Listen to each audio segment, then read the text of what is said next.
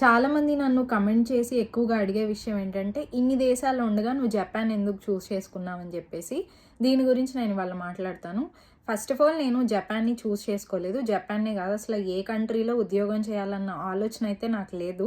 ఇండియాలో నా బీటెక్ అయిపోయిన తర్వాత ఒక జపనీస్ కంపెనీలో జాయిన్ అయ్యాననమాట, ఆఫ్ క్యాంపస్ ప్లేస్‌మెంట్‌లో. వాళ్ళు అక్కడ ఒక 1 ఇయర్ వర్క్ చేసిన తర్వాత కంపెనీ తరపున ఒక ప్రాజెక్ట్ పని మీద నాకు జపాన్‌కి పంపించారు. ఇక్కడ ఒక 1½ ఇయర్ ఉన్నాను. మేము కాలేజీలో చదువుకునేటప్పుడు ఈ లాంగ్వేజ్ గురించి కానీ గైడెన్స్ అంతా మాకు లేదు. సో, ఐడియా లేదనమాట. సాలరీస్ ఎట్లా ఉంటాయి వేరే దేశంలో, అంటే జపాన్‌లో ఎస్పెషల్లీ వర్క్ చేయాలంటే లాంగ్వేజ్‌కి ఎంత ఇంపార్టెన్స్ ఇస్తారు, ఇవన్నీ కూడా జపాన్ వచ్చాక తెలుసుకున్నాను. ఇంకొకటి, నాకు ఒక్కదాన్ని ఉండడం ఇష్టం. అంటే నాకు చిన్నప్పటి నుంచి పెద్ద పెద్ద ఫ్యామిలీస్‌లో ఉండడం, ఈ ఎన్విరాన్మెంట్‌లో నేను పెరగలేదు. నాకు ఒక్కదాన్ని ఉండడం చిన్నప్పటి నుంచి అలవాటైపోయింది పరిస్థితుల రీత్యా.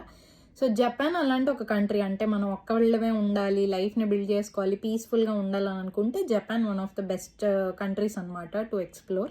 అందుకనే నేను ఇంకా నా ఫస్ట్ కంపెనీలో వర్క్ చేయడం అయిపోయిన తర్వాత వేరే కంపెనీ, జపనీస్ కంపెనీ చూస్ చేసుకొని ఇక్కడే వర్క్ చేస్తున్నాను.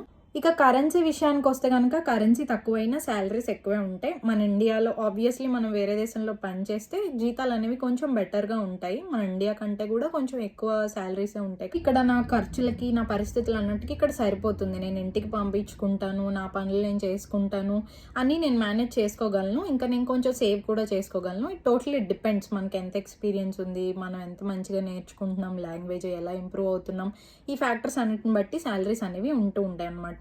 సో, జపాన్ ఎవరన్నా రావాలి అంటే ఒక్కళ్ళే ఉండాలి, అలవాటు చేసుకోవాలి, ఇట్లా ఎక్స్పీరియన్స్ చేయాలి కొత్త లైఫ్ అని అనుకుంటే Japan is really a beautiful country.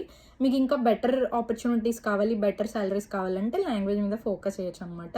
So, అందుకే నేను జపాన్ని చూస్ చేసుకున్నాను. మీ అందరికీ అర్థమైంది అనుకుంటున్నాను. ఈ వీడియో నచ్చితే లైక్ చేసి, షేర్ చేసి, మరిన్ని వీడియోస్ కోసం ఫాలో అయిపోండి.